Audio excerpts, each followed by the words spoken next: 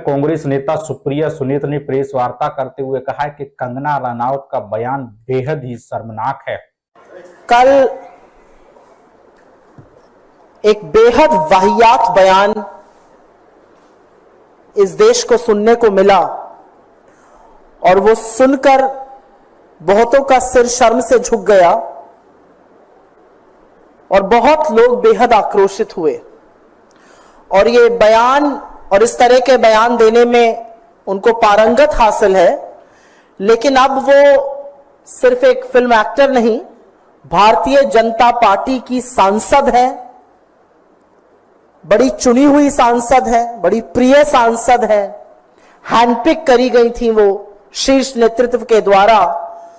कंगना रनावत ने कल कहा कि किसान आंदोलन के जो किसान थे उनको बलात्कारी और हत्यारा बताने का काम किया। इस देश के अन्नदाताओं के खिलाफ ऐसे शब्द शायद ही किसी राजनेता ने इस देश के लंबे इतिहास में कभी बोले हों। इस देश के अन्नदाताओं को बलात्कारी और हत्यारा बताया और उसके बाद यह भी कहा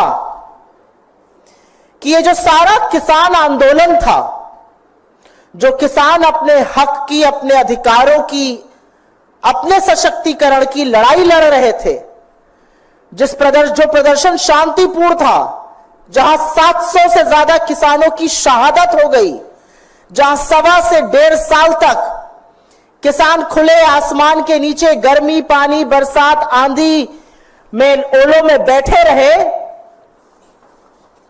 वहां पर इनका कहना है कि ये अमेरिकी और चीनी शक्तियां ऐसा कर रही थी। अमेरिका और चीन हमारे देश में दखलंदाजी कर रहा था, अस्थिरता पैदा कर रहा था किसान आंदोलन करा के। तो जाहिर है इस पर आक्रोश होना था। जाहिर है इस देश की रीढ़ की हड्डी किसान है। जाहिर है कि जो किसान धरती का कलेजा फाड़कर अन्न उगाता है, उसको चिंता नहीं कि गर्मी हो, आंधी हो, पानी हो, बरसात हो, ओले हो, वो अन्न उगाता है, हमारा पेट पालता है। उस किसान को अगर बलात्कारी और हत्यारा कहा जाएगा तो आक्रोश होगा। और एक बात यह भी सच है कि किसान चाहे पंजाब का हो, चाहे हरियाणा का हो, चाहे उत्तर प्रदेश का हो, चाहे कर्नाटका का हो, यह सम्मान तो कोई नहीं सहेगा। तो आक्रोश बहुत हुआ और सवाल हुआ बीजेपी से कि क्या ये आपकी सांसद कह रही है या ये आपका आधिकारिक स्टैंड है?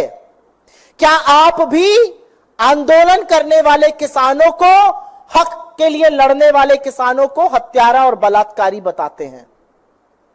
क्या ये आपकी सरकार का मत है? क्या ये आपका मत है? अपना स्टैंड क्लियर कीजिए।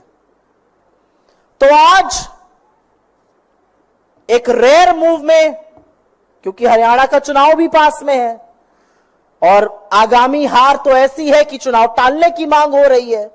पता है कि 240 पर लाकर देश के मजदूर और किसानों ने सबक सिखाया है, अभी हरियाणा बिस्तर बोरिया बंधवाने वाला है।